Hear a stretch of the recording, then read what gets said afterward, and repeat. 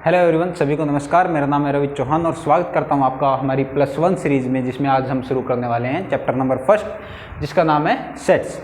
Sets को शुरू करने से पहले मैं थोड़ा नंबर सिस्टम के बारे में बात कर लेता हूं। ये नंबर सिस्टम क्या होता है, नेचुरल नंबर हमारे कौन से होते हैं, होल नंबर कौन से होते हैं, इंटीजर कौन से होते हैं, रियल, इरेशनल, रेशनल नंबर कौन से होते हैं, जो इस मैथ का बेसिक है, इस चैप्टर का बेसिक है, इसकी बात कर लेते हैं। सबसे पहले आता है आपके पास नेचुरल नंबर। किसकी बात करेंगे हम? नंबर सिस्टम की। नंबर सिस्टम सबसे पहला आता है आपके पास नेचुरल नंबर। कौन सा? Natural number. इसको शो करते हैं हम कैपिटल N से। ये होते कौन से हैं? ये 1 से स्टार्ट होते हैं। 1 2 3 4 आगे तक जाते हैं, ऐसे चलते चलते इनफाइनाइट तक। ठीक है, ये होते हैं आपके नेचुरल नंबर। 1 2 3 4 5 6 7 8 9 10 11 12, ये सारे के सारे क्या है? नेचुरल नंबर है। उसके बाद आता है सेकंड नंबर पे वोल नंबर। ये कौन से होते हैं? WHOLE, वोल नंबर, जिनको हिंदी में बोलते हैं हम पूर्ण संख्याएं, और इनको हम हिंदी में बोलते हैं प्राकृत संख्याएं। क्या बोलते हैं? प्राकृत संख्याएं। और ये जो वोल नंबर होते हैं इनको हम हिंदी में बोलते हैं पूर्ण संख्याएं। ये क्या होते हैं? बस इसके अंदर अगर आप जीरो ऐड कर दोगे, जीरो ऐड करने के बाद अगर आप लिख दोगे तो वो वोल नंबर बन जाएंगे। इसको वोल नंबर को हम डिनोट करते हैं W से। ये कौन से होते हैं? जीरो से स्टार्ट हो गए, 0 1 2 3 4 5 अप टू इनफाइनाइट तक, ये हमारे वोल नंबर होंगे। W से डिनोट करेंगे। जीरो इंक्लूड कर देना आपने नेचुरल नंबर के अंदर। थर्ड आता है आपके पास इंटीजर। क्या है? इंटीजर, जिसको हम हिंदी में बोलते हैं पूर्णांक। ये कौन से होते हैं आपके? इसको हम Z से डिनोट करते हैं। ये आपके होते हैं 0 1 2 3 4 5, और माइनस वाले भी, -1 -2 -3 और माइनस इनफाइनाइट तक।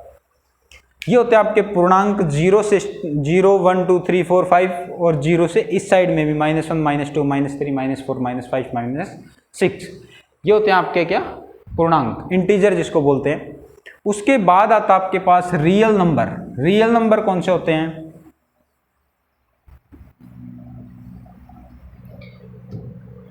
उसके बाद फोर्थ पॉइंट पे रियल नंबर, जिसको हम वास्तविक संख्याएं भी बोलते हैं। वास्तविक संख्याएं, ये कौन से होते हैं भाई?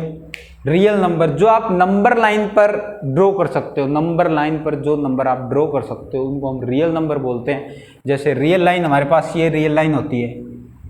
ठीक है, यहाँ पे 0, यहाँ पे 1, यहाँ पे 2, यहाँ पे 3, और यहाँ पे -1 -2 -3, ऐसे बढ़ती जाती है भाई। तो 0 और 1 के बीच में जितने नंबर हैं वो भी इसके अंदर आएंगे, और 0 और 1 भी आएंगे। 1 और 2 के बीच वाले भी, और 1 और 2 भी, 2 और 3 के बीच वाले भी, और 2 और 3 भी। ऐसे ऐसे करके आपके पास 0 और -1 के बीच के, और 0 और -1 भी, ये सारे जो नंबर हैं वो क्या है? आपके वास्तविक संख्याएं और रियल नंबर है। ठीक है, ये सारे के सारे जो इसके अंदर के बीच के पॉइंट्स हैं, इन सब पूरी की पूरी लाइन पे जो नंबर्स हैं वो है क्या है? Real number. अच्छा, अब आता है रियल नंबर। दो नंबर्स का कॉम्बिनेशन है। किस किस का? एक होता है रेशनल, एक होता है इरेशनल। जो आपने रेशनल अगर पढ़ा हो तो ऐसे लिख देते हैं कि P/Q फॉर्म के जो नंबर होते हैं वो रेशनल होते हैं। लेकिन कुछ बच्चों को सही से समझ नहीं आता असली कहानी है क्या इनके पीछे, क्या जुगाड़ है ये। तो इसको मैं बताता हूँ आपको क्या है। एक बता देता हूँ आपको, इरेशनल क्या होते हैं, उसको आप रियल में से हटा दो, बाकी रेशनल बच जाएंगे। ठीक है, इरेशनल क्या होते हैं? जैसे आपने कई बार ऐसा देखा होगा, जब आप डिवाइड करते हो एक नंबर को दूसरे नंबर से, तो क्या होता है? जैसे हम 10 को 3 से डिवाइड करते हैं तो 3 3 जा 9, फिर 1, फिर पॉइंट लगा के यहाँ 0 लिखते हैं। 3 3 जा 9, फिर 3 3 जा 9, ऐसे 3 3 3 रिपीट होता चला जाता है। ठीक है, पॉइंट्स के बाद एक नंबर रिपीट होता है। कई केस के अंदर क्या होता है, जैसे ऐसे ग्रुप ऑफ नंबर्स रिपीट होते हैं, जैसे 1 2 3, फिर 1 2 3, फिर 1 2 3, फिर 1 2 3। क्लियर। कुछ के अंदर थोड़े से पॉइंट्स के बाद जैसे कुछ रिपीट नहीं होता, वो खत्म हो जाता है 1 3 5 7 2 4, यहाँ पे आके खत्म हो गया। कुछ ऐसे होते हैं, किसी के अंदर रिपीट होता जाता है, किसी के अंदर ग्रुप ऑफ नंबर्स रिपीट होते जाते हैं, किसी के अंदर रिपीट नहीं होता, वो खत्म हो जाता है। तो क्या होता है, वो नंबर्स जिनका हम अगर पॉइंट्स में आंसर निकालें, जिनका हम दशमलव में आंसर निकालें, तो वो क्या आ जाए, वो ना ही तो रिपीट हो, ना ही सिंगल नंबर रिपीट हो, ना ही ग्रुप ऑफ नंबर रिपीट हो, और ना ही कभी खत्म हो।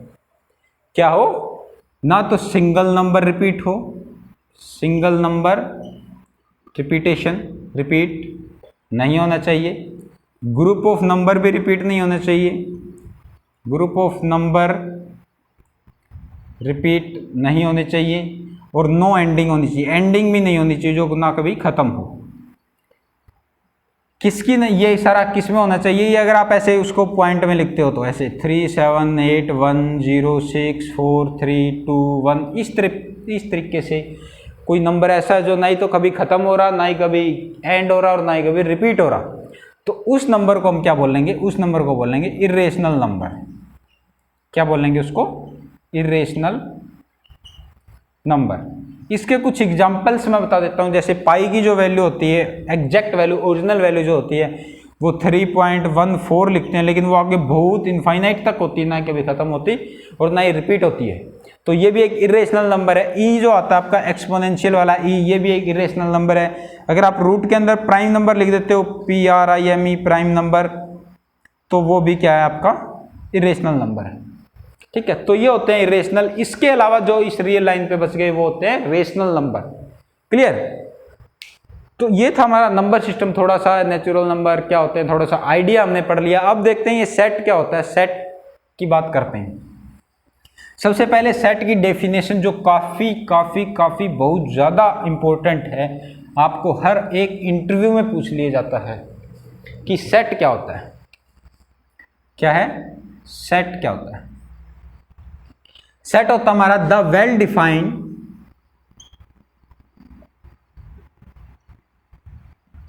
collection of distinct object।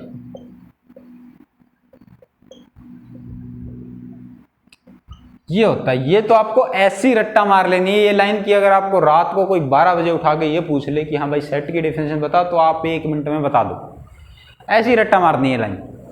होता है क्या है ये, एक तो ये वर्ड इंपॉर्टेंट है वेल डिफाइंड और distinct.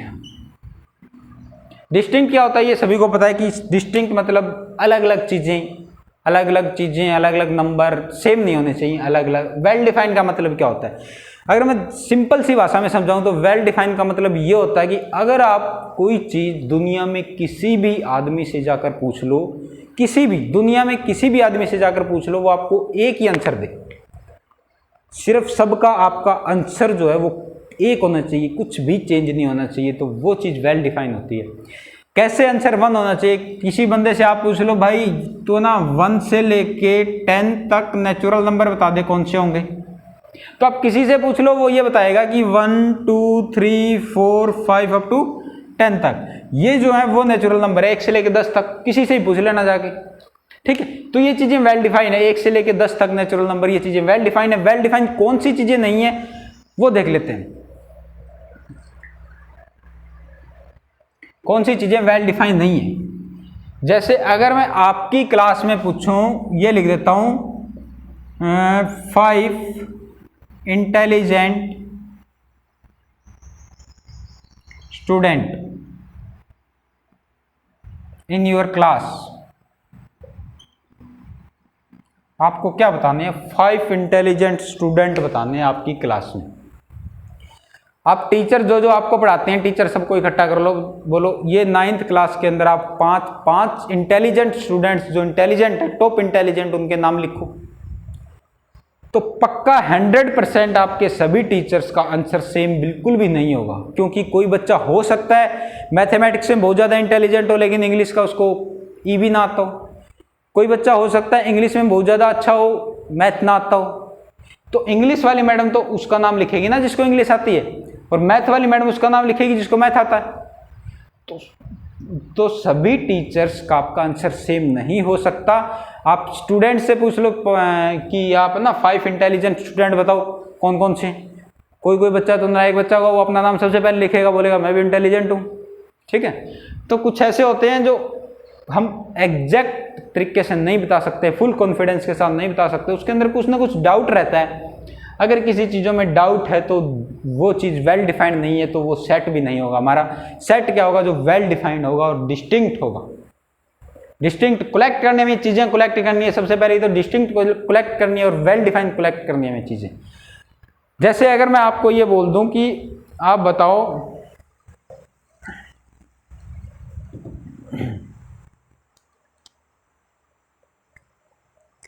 The collection of all prime number less than 100, क्या the collection of all prime number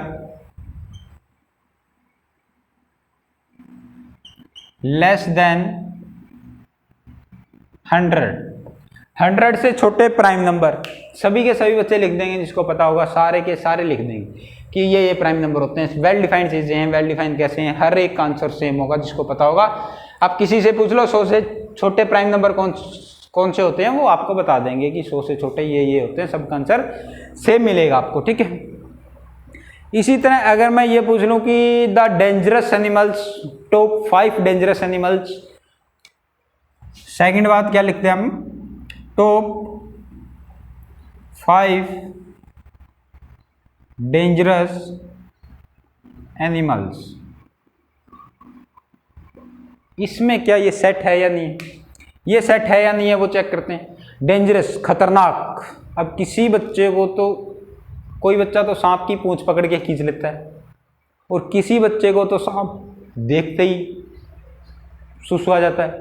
तो ऐसी चीज़ें, जिसको सुसु आता है उसकी तो डेंजरस एनिमल है, बहुत ज़्यादा डेंजरस चीज़ है सांप, और जो पूंछ पकड़ के खींच लेता है उसके लिए तो कुछ भी नहीं है, ठीक है। तो एक बच्चे के लिए वो डेंजरस है, एक के लिए नहीं है, तो हम ये बोल देंगे ये वेल डिफाइंड चीज़ें नहीं है। डेंजरस चीज़ें वेल डिफाइंड नहीं है। किसी को चीते से डर लगता है, किसी को नहीं लगता, किसी को कॉकरोच से भी डर लगता है, किसी को तो कॉकरोच तो खा जाते हैं मार के कुछ लोग तो, ठीक है। तो ये चीज़ें, ये सेकंड वाला जो पॉइंट है वो वेल डिफाइंड नहीं है, तो ये एक सेट भी नहीं है। तो आप कोई भी लाइन लिखी होगी उसको चेक कर लोगे कि कौन सा सेट है कौन सा नहीं है। आपको ये चेक करना है क्या वो चीज़ें वेल डिफाइंड है। वेल डिफाइंड कैसे चेक करोगे, आप अपने दिमाग में ये सोच लेना, मैं उससे पूछूंगा तो क्या आंसर देगा, उससे पूछूंगा तो क्या आंसर देगा, दोनों अलग अलग देंगे या सेम देंगे। अगर दोनों सेम आंसर देते हैं तो वो चीज़ें वेल डिफाइंड, अगर दोनों अलग अलग आंसर देते हैं तो वो चीज़ें वेल डिफाइंड नहीं है। क्लियर। उसके बाद चलते हैं आगे। सेट को लिखते कितने तरीकों से, हम सेट को हम लिखते हैं 2 तरीकों से। 2 फॉर्म होती है लिखने की, एक होती है रोस्टर फॉर्म, दूसरी होती है टेबुलर फॉर्म, दूसरी होती है set builder form. Representation of set, representation of set, represent कैसे करेंगे। रिप्रेजेंट हम कैसे करते हैं, जैसे 2 फॉर्म होती है, एक तो होती है टेबुलर और रोस्टर फॉर्म, टेबुलर और रोस्टर फॉर्म। दूसरी होती है सेट बिल्डर, कौन सी होती है, सेट बिल्डर फॉर्म और rule method. Set builder form और बोलते हैं इसको रूल मेथड। अच्छा, एक हम सेट का एग्जांपल लेते हैं, उसको इस दोनों फॉर्म में लिख के देखते हैं क्या है। हमने सेट लिया, एक लिया 1 से लेके 10 तक नेचुरल नंबर। क्या ले रहे हैं हम, 1 से लेके 10 तक नेचुरल नंबर। टेबुलर फॉर्म में क्या लिखेंगे, सबसे पहले जो सेट होगा उसको हम हमेशा कैपिटल लेटर से शो करेंगे, ABCD कैपिटल से। तो जैसे ही हम A लिख रहे हैं सेट फॉर्म नंबर फर्स्ट के अंदर, वो कैसे लिखेंगे, टेबुलर फॉर्म। टेबुलर मतलब टेबल बनाना, 1 से लेके 10 तक की टेबल बना दो, 1 2 3 4 5 6 7 8 9 10। ये होती है आपकी टेबुलर फॉर्म। आपको सीधे नंबर लिखने हैं टेबल की फॉर्म में, वो होती है टेबुलर फॉर्म। अब दूसरी आती है आपके पास, इसी सेट को हम दूसरे तरीके से लिख सकते हैं, सेट बिल्डर फॉर्म जिसको बोलते हैं। उसको हम लिखेंगे x such that x is, मतलब लैंग्वेज में एक्स इज नेचुरल नंबर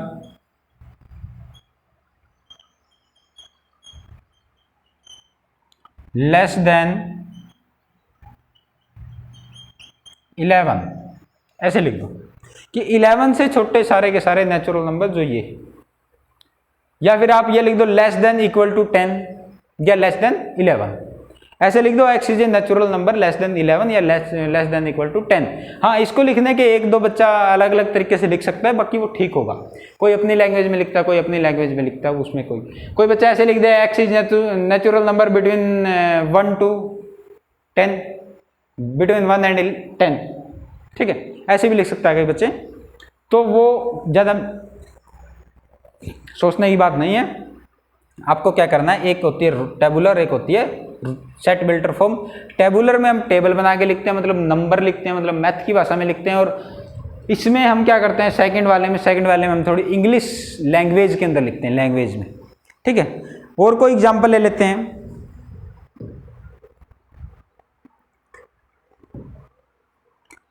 अच्छा, ये है, आपको लिखना है, क्या लिखना है आपको, डस्टर कहाँ गया, ये रहा।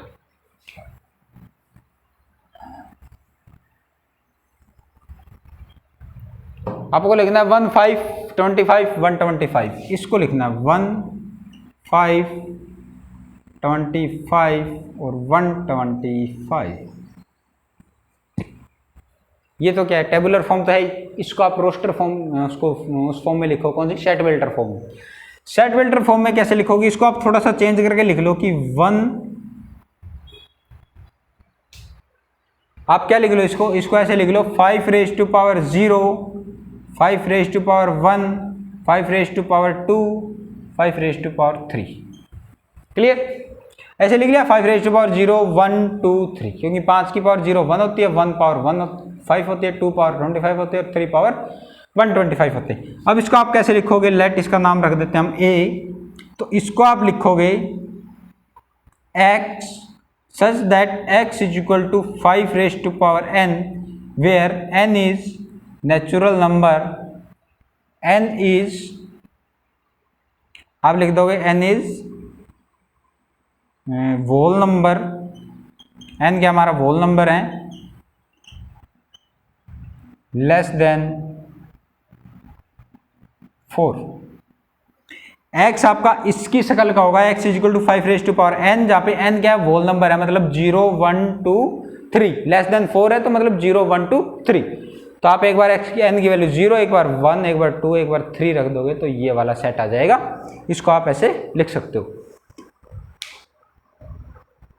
ये हो गया। उसके बाद आते हैं आपके पास फाइनाइट सेट क्या होता है और इनफाइनाइट सेट क्या होता है।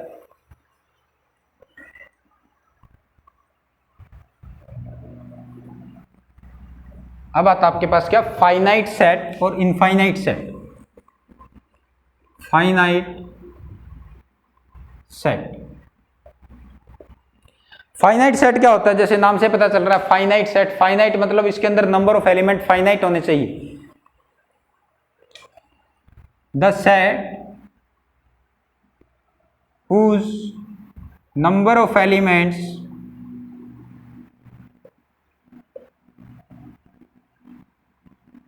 is finite,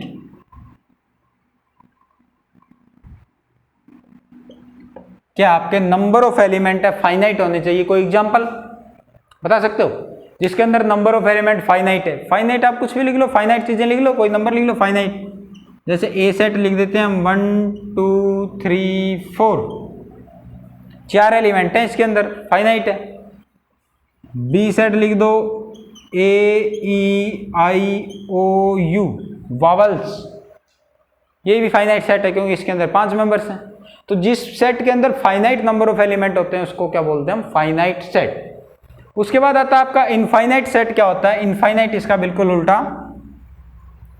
infinite set. Infinite set क्या होता है? The set whose number of elements are infinite, जिसके नंबर ऑफ एलिमेंट क्या होते हैं? इनफाइनाइट होते हैं। अच्छा एक बात बताता हूँ आपको, जब भी आप मैथ पढ़ो, कोई भी मैथ पढ़ रहे हो, किसी भी सब्जेक्ट को आप पढ़ रहे हो या मैथ पढ़ रहे हो, मैथ में आपने ध्यान क्या रखना है, ये जो डेफिनेशन होती है ना मैथ के अंदर, जो डेफिनेशन होती है वो ज़रूर याद कर लेना आप। क्या होता है, ज़्यादातर जो बच्चे होते हैं वो न्यूमेरिकल्स पे या क्वेश्चंस पे बहुत ज़्यादा फोकस करते हैं, ठीक है, तो अटकते कहाँ, वो एग्जाम तो बहुत बढ़िया कर लेते हैं, टॉप कर लेते हैं, 100 में से 98 नंबर आ जाते हैं, लेकिन प्रॉब्लम क्या होती है, जब उसको पूछ लो ना भाई ये सेट होता क्या है, उसने क्वेश्चन किए होते हैं, सेट को हम इस तरह लिख सकते हैं, सेट को इस तरह, उसको सेट बिल्डर फॉर्म से रोस्टर फॉर्म में बना दिया, रोस्टर से सेट बिल्डर में बना दिया, ये बहुत सारे अच्छे ढंग से कर लेंगे। लेकिन जब उनको ये पूछेगा भाई साहब सेट क्या होता है, फाइनाइट सेट क्या होता है, इनफाइनाइट सेट क्या होता है, तो वो अटक सकते हैं। ठीक, तो ये चीज़ें कहाँ पूछते हैं? आपके इंटरव्यू में पूछते हैं, जब ये सेट क्या होता है। मैं भी जब एक दो बार जो इंटरव्यू दिया था, मैं गुरुकुल में पढ़ाया था, तब वहाँ पे सबसे पहला क्वेश्चन जब मेरा इंटरव्यू का था वो यही था, व्हाट इज सेट। तो वहाँ पे आपने बोलना है the well defined collection of distinct object. जब मैंने एमएससी में एडमिशन लिया IIT भुवनेश्वर के अंदर, जो मेरी पहली क्लास लगी थी ना, पहली क्लास जब लगी थी, जो पहला टीचर आया था सबसे पहला उसका क्वेश्चन ये था, व्हाट इज सेट। और ताजुब की बात ये है कि बहुत सारे बच्चे उसमें से नहीं बता पाए थे कि सेट क्या होता है, अच्छे ढंग से नहीं बता पाए थे। इसकी एक ही डेफिनेशन है, बहुत बढ़िया डेफिनेशन लिखवाई थी मैंने, वो the well defined collection of distinct object, वो एक सेट होता है। ठीक, आपने डिस्टिंक्ट बोलना, वेल डिफाइंड बोलना, वो सब दो शब्द जो है वो नहीं बोलने, बाकी देखा जाएगा। तो क्या है, धीरे धीरे जैसे जैसे मैथ पढ़ो आप डेफिनेशन जरूर लिखने की प्रैक्टिस कर लो, याद कर लो।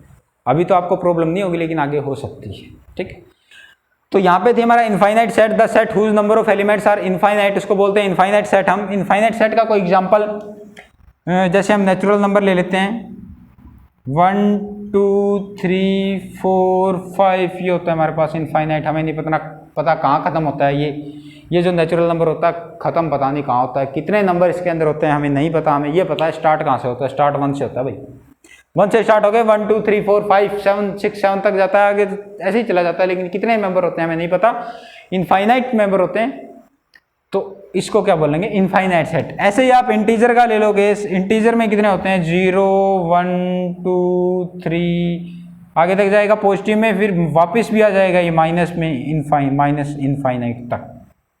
इसके अंदर भी इनफाइनाइट नंबर ऑफ एलिमेंट्स होंगे। क्लियर?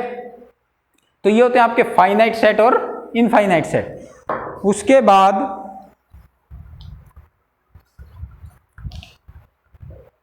Singleton set. सिंगलटन क्या होता है?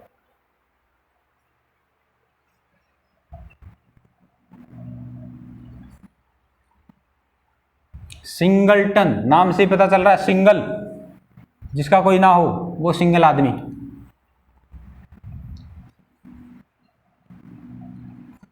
ठीक है, सिंगलटन सेट क्या होता है? सिंगलटन जो सिंगल है, जिसका कोई नहीं है, जिसकी कोई गर्लफ्रेंड वगैरह नहीं है, सिंगलटन सेट जो अकेला पड़ा रहता है सिर्फ, ठीक है, वो होता है हमारा सिंगलटन सेट। क्या लिखेंगे इसके अंदर? The set which have only one element, one ये लिख दो या सिंगल लिख दो आप, वन एलिमेंट, जिसका सिर्फ एक ही एलिमेंट हो, अकेला अकेला, और कोई भी ना हो। एग्जाम्पल ए सेट ले लो आप, कुछ भी इसके अंदर 1 को पैक कर दो, ये भी एक सिंगलटन सेट है। बी -7 को सेट कर दो, इसके अंदर पैक कर दो, ये भी एक सिंगलटन सेट है। मतलब उसके अंदर नंबर ऑफ एलिमेंट कितना होना चाहिए? 1 होना चाहिए, वो अपना क्या होता है, सिंगलटन सेट होता है। उसके बाद एम्प्टी सेट, नल सेट या फिर वॉइड सेट बोलते हैं। उसके बाद क्या आता है आपका, एम्प्टी सेट या फिर नल सेट, या फिर इसको बोल देते हैं वॉइड सेट। ये क्या होता है? देखो नाम से ही पता चल रहा है, एम्प्टी, खाली, जिसका कोई भी ना हो। null set, void set. The set which have no element, जिसका कोई एलिमेंट ही ना हो, खाली पड़ा हो। कैसे खाली पड़ा हो? हाँ, इसको एक बात याद रखनी है, इसको हम किससे डिनोट करते हैं? It is denoted by phi. It is denoted by phi. ठीक है, इसको हम फाई से डिनोट करते हैं।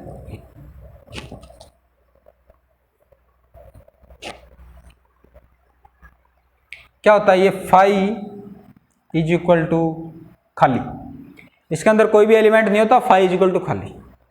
अच्छा, अब एक क्वेश्चन और आता आपके पास इन दो को पढ़ के, सिंगलटन और फाई को पढ़ के, क्या है वो देखते हैं अब।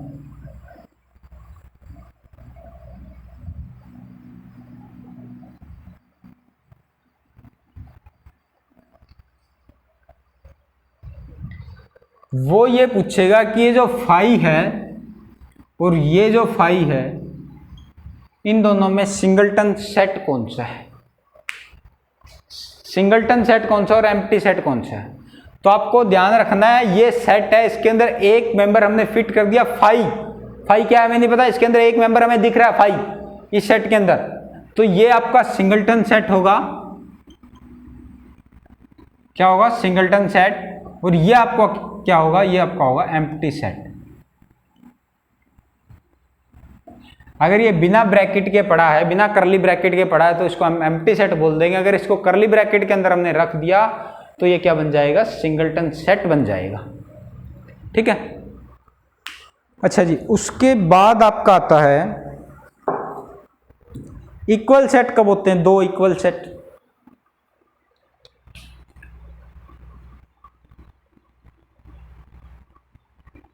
इक्वल सेट, इक्वल कब बोलेंगे हम कि ये इक्वल सेट है?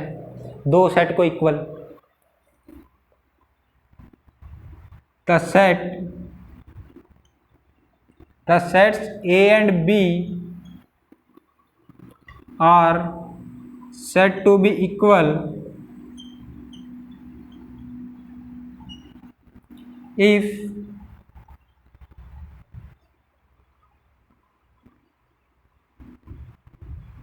the elements of A and elements of B are same। Elements आपके सेम होने चाहिए, ए के और बी के एलिमेंट्स वो सेम होने चाहिए, अलग अलग नहीं होने चाहिए। और क्या है? ऑर्डर मैटर नहीं करेगा कि पहले सेट में ए में पहले नंबर पर 3 आ रहा है, हो सकता है वो बी सेट के अंदर दूसरे नंबर पे 3 आ रहा हो, वो मैटर नहीं करता। बस होने चाहिए वो और वो दोनों बराबर होने चाहिए। जैसे हम एग्जाम्पल पे बात कर लेते हैं, ए इज इक्वल टू, ए है हमारा 3 7 9 और इसमें ए बी ये हो सकता है आपका 7 9 3। एलिमेंट्स तो सेम है, ऑर्डर मैटर नहीं करेगा, पहले नंबर पे 7 आ रहा है, इसमें दूसरे पे आ रहा है, डजेंट मैटर, लेकिन आपके एलिमेंट सेम होने चाहिए। इसमें भी 3 7 9 है, इसमें भी 3 7 9 है। तो ये होते हैं आपके इक्वल सेट। उसके बाद आता है cardinal number of A finite set, that is important. क्या है? Cardinal number. कार्डिनल नंबर क्या होता है किसी सेट का, जिसको हम कार्डिनलिटी बोलते हैं।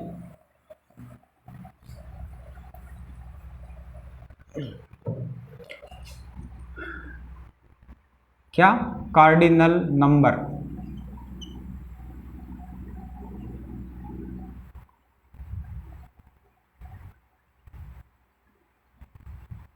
ये हमेशा फाइनाइट सेट का होता है, इनफाइनाइट का नहीं होता, finite set. Cardinal number of A finite set, cardinal number क्या होता है?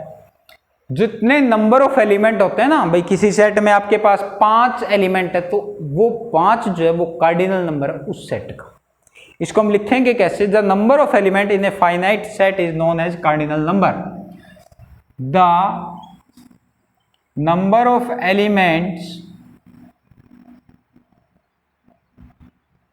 is known as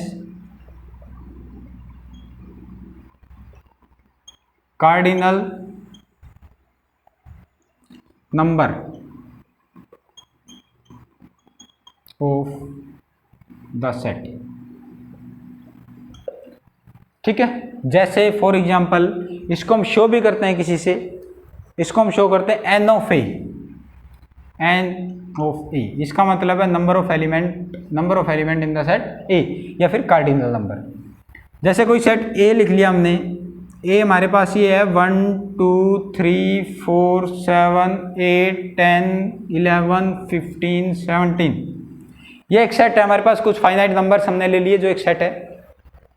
तो इसका कार्डिनल नंबर कितना होगा, एन ऑफ ए। इसके अंदर कितने एलिमेंट है चेक करो आप, 1 2 3 4 5 6 7 8 9 10, तो इसका कार्डिनल नंबर क्या हो जाएगा, 10। आपने ये देखना है उस सेट के अंदर कितने एलिमेंट है, उतने ही उसको क्या हो जाएगा, वो कार्डिनल नंबर हो जाएगा।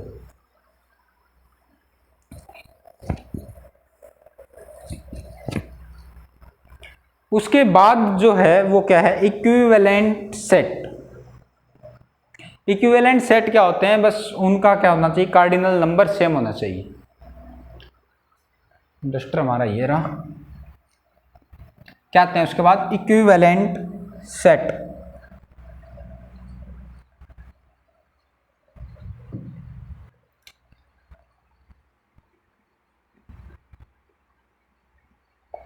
इक्विवेलेंट सेट, इक्विवेलेंट सेट क्या होता है,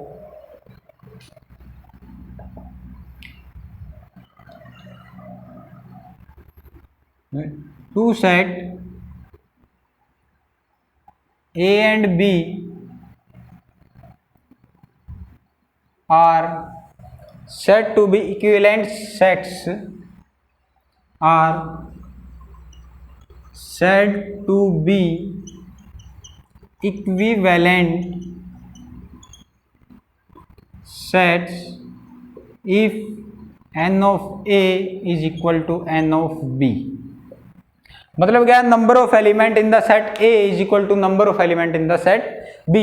आपके पास अगर ए के अंदर 5 एलिमेंट है तो बी के अंदर भी 5 ही एलिमेंट होने चाहिए, वो कौन से भी हो हमें कोई फर्क नहीं पड़ता, बस हमें ये देखना है कि ए के अंदर अगर 5 है तो बी के अंदर भी कितने होने चाहिए, 5 होने चाहिए, वो आपका क्या हो जाएगा, इक्विवेलेंट सेट। जैसे example A is equal to AEIOU, B is equal to ABCDE। अच्छा, number of element in A कितने हैं, एन ऑफ ए क्या है हमारे पास, देखो 1 2 3 4 5, और एन ऑफ बी क्या है, number of element in B, मतलब कार्डिनल नंबर ऑफ बी 1 2 3 4 5। तो ये 5 हो गए दोनों के दोनों। अगर ये दोनों के दोनों 5 हैं तो मतलब हमारे सेम है, तो ये दोनों क्या हैं, इक्विवेलेंट सेट है। ठीक है, ये तो हमारी कुछ थ्योरी होगी। अब कुछ क्वेश्चन पे बात कर लेते हैं। अब थोड़े 1-2 क्वेश्चन कर लेते हैं, क्या होगा क्या नहीं है, आपको बिल्कुल क्लियर हो जाएगा ये सेट। अच्छा, सबसे पहले क्वेश्चन तो ये बोल रहा है कि आप चेक करो कि यह सेट है या नहीं है। सबसे पहले बोल रहा है the collection of all boys in your class, collection of all boys in your class. अब आप पूछ के देखो किसी से ये सेट है या नहीं। आपने ये नहीं पूछना सेट है या नहीं, आपने ये पूछना है कि आपने ये कि हमारी क्लास में सारे जो बॉयज़ हैं उनकी लिस्ट दे दो बना के। आपकी क्लास वाले सारे के सारे दे देंगे भाई, क्लास में बैठे होंगे तो ये भी लड़का, ये भी लड़का, ये भी लड़का, ये भी लड़का, ये भी लड़का, ये भी लड़का, ये भी लड़का, ये भी लड़का, सबकी एक लिस्ट बना लो। ठीक है, सारे के सारे सेम ही देंगे। आप किसी भी टीचर से पूछ लो, आपको जितनी भी टीचर्स पढ़ाती हैं सबसे पूछ लो कि हमारी क्लास में जितने बॉयज़ हैं उनकी लिस्ट बना के दे, तो सभी का आंसर सेम होगा। सभी का आंसर सेम होगा तो मतलब क्या है, सारे के सारे वेल डिफाइंड है, ये चीज़ें वेल डिफाइंड है, वेल डिफाइंड और डिस्टिंक्ट है, तो वो क्या हो जाएगा, सेट हो जाएगा। तो the collection of boys in your class is a set. अच्छा, अब अगर हम बात करें the collection of all the months of a year beginning with the letter J, वो सारे मंथ्स एक साल के जिनका नाम जे से शुरू होता है, जनवरी, जून, जुलाई, बस और भी है जे से शुरू होने वाले, तो ये भी एक फिक्स हैं। सारे के सारे बता देंगे भाई, इनका आपका नाम जो है जे से शुरू होता है, तो भी ये भी एक सेट है। अच्छा, अगर ये पूछ ले the collection of 10 most talented cricketers in India, most talented बता सकते हो कौन है 10 मोस्ट टैलेंटेड? आप किसी से पूछोगे जाके, जरूरी नहीं है सबका आंसर सेम आएगा, ठीक है। कोई बॉलिंग में मोस्ट टैलेंटेड है, कोई बैटिंग में है, कोई बैटिंग वाले सबके नाम लिख देगा, कोई बॉलिंग वाला लिख देगा, कोई गुड फील्डर भी होगा उसका नाम लिख देगा। तो ये हम डिसाइड नहीं कर सकते कौन गुड है, कौन टैलेंटेड है, कौन नहीं, ठीक। तो ये आपका सेट नहीं है। जिसमें किसी के गुण की बात हो जाए ना भाई, हाँ उसका गुण कुछ न किसी को शो करता है किसी चीज़ को, तो वो सेट नहीं होता हमेशा। जैसे डेंजरस है, खतरनाक है, किसी का गुण है, टैलेंटेड ये भी एक गुण है, ठीक है। तो ये चीज़ें सेट को डिफाइन नहीं करती। उसके बाद अगर हम बात कर लेते हैं, आपको क्या लिखना है, रोस्टर फॉर्म में चेंज करना है। किस फॉर्म में? रोस्टर फॉर्म में। किसको चेंज करना है? x is an integer and -3 से 7। इसने ये बोल रखा है a is equal to x such that x is an integer, x एक इंटीजर है एंड -3 और 7 के बीच में है। तो आपको -3 और 7 के बीच में जो इंटीजर है वो लिख दो एक, किसमें?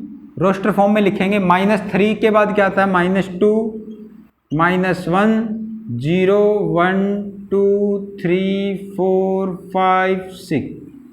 ये आपके -3 और 7 के बीच में। आप यहाँ ध्यान करोगे, यहाँ पे लेस देन है, ना कि लेस देन और इक्वल टू। अगर इक्वल टू होता तो -3 को भी इंक्लूड कर लेते हैं, अदरवाइज हमने नहीं कर रहे, क्योंकि यहाँ पे माइनस नहीं, वो इक्वल टू का सिंबल नहीं है, ठीक है। तो ये आपका सेट हो जाएगा रोस्टर फॉर्म में, ये वही सेट किसमें? सेट वेक्टर फॉर्म में। अच्छा जी, और यह बोल रहा है x is a multiple of -5 and modulus of x is less than equal to 20। अब आपने ये लिखना है x is multiple of -5 and अगर आप मॉडुलस करो उस x का तो लेस देन इक्वल टू 20 आना चाहिए।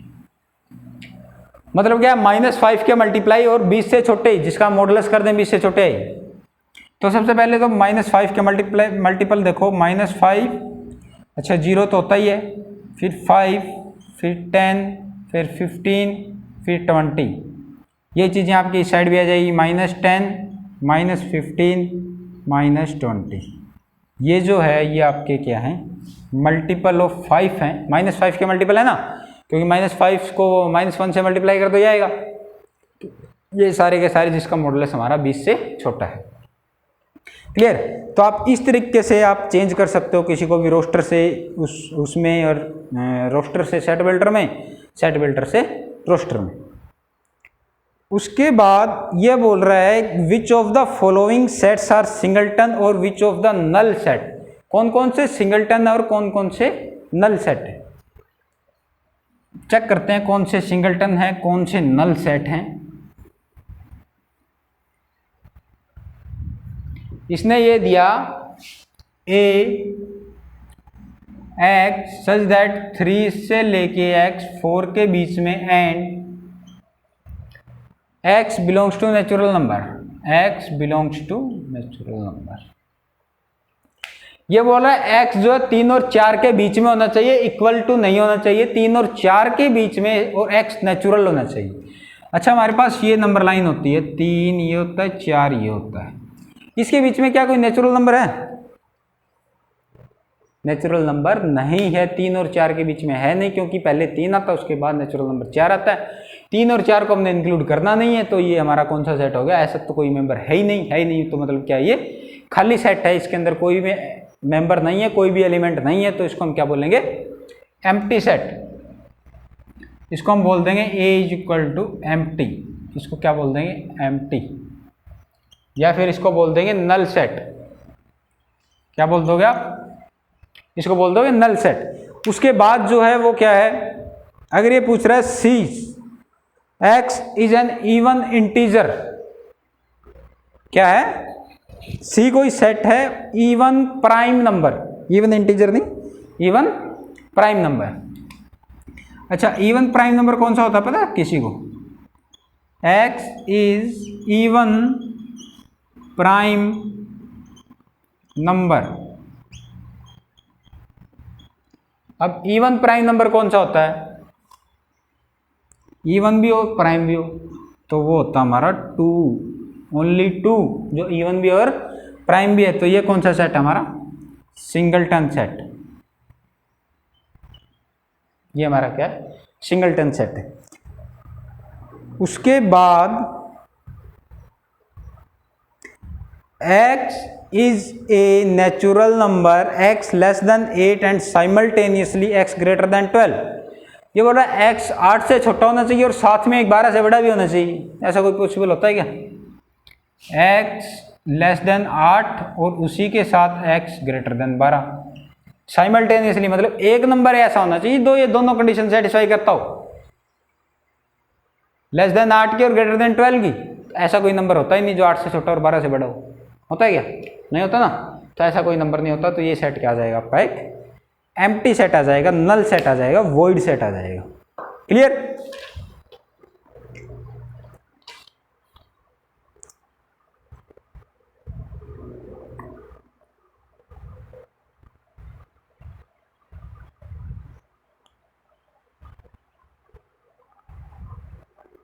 उसके बाद है कि find from the set given below select equal set and equivalent set. हमें क्या चेक करना है? इक्वल कौन से और इक्विवेलेंट कौन से हैं। कुछ सेट लिखे हुए हैं, हमें इक्विवेलेंट बताना है और इक्वल बताना है। तो मैं वो सारे सेट यहाँ लिख रहा हूँ, फिर इक्विवेलेंट को अलग बॉक्स बना देंगे। इक्विवेलेंट कौन कौन से हैं और इक्वल कौन कौन से हैं। क्या है? ए 0 और ए स्मॉल ए, फिर बी सेट जो है वो है 1 2 3 5, फिर जो सी सेट है वो है 2 8 16, उसके बाद जो डी सेट है वो है 3 1 2 5, उसके बाद ई जो सेट है वो है a 0, उसके बाद F जो सेट है वो क्या है 8 2 16, उसके बाद G 1 5 7 9, उसके बाद H A, B। इसमें बताने आपने इक्विवेलेंट कौन कौन से हैं और इक्वल कौन कौन से हैं। तो यहाँ पे हम जो इक्वल है वो लिख लेंगे इक्वल, यहाँ पे हम लिख लेंगे इक्विवेलेंट। यहाँ पे लिखेंगे इक्वल, यहाँ पे लिखेंगे इक्विवेलेंट। तो इक्वल देखो कौन कौन से हैं। ए के साथ इक्वल है क्या कोई? इक्वल कौन से होते हैं? जिसमें एलिमेंट सेम होने चाहिए। तो 0 और ए किस में है? देखो इसके अंदर ए और 0 है, ऑर्डर मैटर नहीं करता इक्वल के अंदर। तो जो ए है वो और ई जो है वो इक्वल है, एक पेयर हमारा ये इक्वल है। और कोई इक्वल है? ये देख लो 1 2 3 5 किसके अंदर है क्या? 1 2 3 5, ये रहा 1 2 3 5। तो बी और डी भी इक्वल है, ठीक है, बी और डी भी इक्वल है। उसके बाद 2 8 16 है किसी के अंदर, ये रहा 2 8 16। सी और एफ भी इक्वल है, ठीक है, सी और एफ इक्वल है। उसके बाद देखो क्या है 1 2 3 5 है किसके अंदर? डी वाला हमारा हो गया ना, ये तो हो गया। उसके बाद इक्विवेलेंट देखो, इक्विवेलेंट कौन कौन से हैं? जिस सबसे पहले देख लो कितने एलिमेंट है? दो एलिमेंट वाले कौन कौन से हैं? ये है, ये है, ये है। ए ई एच, ए ई एच, ये तीनों के तीनों इक्विवेलेंट हैं क्योंकि इसके अंदर नंबर ऑफ एलिमेंट इक्वल हैं। उसके बाद देखो 1 2 3 4 इसमें, 1 2 3 4 इसमें, 1 2 3 सॉरी 1 2 3 इसमें, 1 2 3 4 इसमें, 1 2 3 4 इसमें। 4 एलिमेंट वाले निकालो अलग अलग, बी डी जी। तो बी डी और जी क्या है? ये इक्वल है, सॉरी इक्विवेलेंट है। उसके बाद देखो ये 3 एलिमेंट किसमें 2 8 16 और किसमें 3 एलिमेंट ये रे, और किसमें बस 2 ही हैं, कौन कौन से, F और C। C और F ये भी इक्विवेलेंट है, ठीक है। तो इस तरह आप चेक कर सकते हो कि कौन कौन से इक्वल हैं, कौन कौन से इक्विवेलेंट है। इक्वल कौन से होते हैं, जिसमें एलिमेंट सेम होते हैं, और इक्विवेलेंट कौन से होते हैं, जिसमें नंबर ऑफ एलिमेंट सेम होते हैं, ठीक है। तो ये था आज की वीडियो का हमारा लास्ट टॉपिक। तो आज की वीडियो में बस इतना ही पढ़ेंगे, उसके बाद हम देखते हैं नेक्स्ट वीडियो के अंदर, सेट को आगे कंटिन्यू करते हैं लेक्चर नंबर 2 में। तब तक के लिए नमस्कार, धन्यवाद।